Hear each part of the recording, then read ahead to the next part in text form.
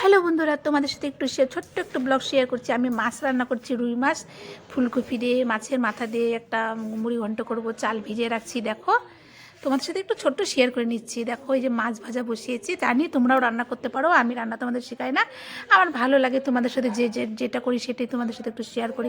কারণ তোমরাই তো এখন সত্যি করে আপন। ফেসবুক বলতেই এখন সবাই আপনের মতন একদম হয়েছে, তাই না? তোমাদের সাথে যদি একদিন কথা না বলি, একদিন তোমাদের সাথে কিছু না শেয়ার করি, নিজেকে একদম ভালো লাগে না। সত্যি আমি বলছি, আমার তো ভালোই লাগে না। এই দেখো, মুড়ি ঘন্ট আমার প্রায় হয়েই যাচ্ছে।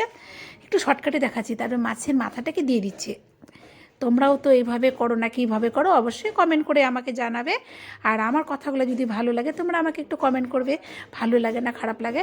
আমার তো ভীষণ ভালো লাগে তোমাদের সাথে কথা বলতে, তোমাদের সাথে শেয়ার করতে।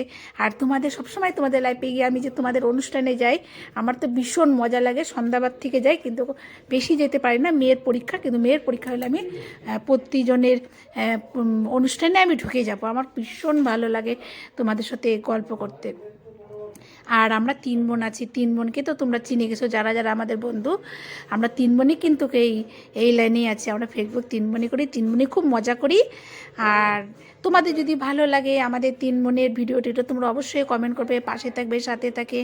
দেখো, এখন আমি একটু একটু করে সব কিছু মশলা টশলা দিয়ে মুড়ি ঘন্টটা বানাচ্ছি। আর মাছটা যে দেখছো, এই মাছটাকে আমি হালকা করে একটু বেগুন আর আলু দিয়ে একটু ঝোল করব। আর ধনে পাতা দেবো। এখন তো জানো ঠান্ডার দিনে ধনিয়া পাতা কত পাওয়া যায়।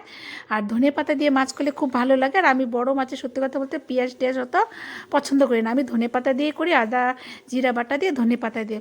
আর মুড়ি ঘন্টতে একটু রসুন দিয়েছি, পেঁয়াজ দিয়েছি, আদা দিয়েছি, টমেটো দিয়েছি, সব কিছু দিয়েছি।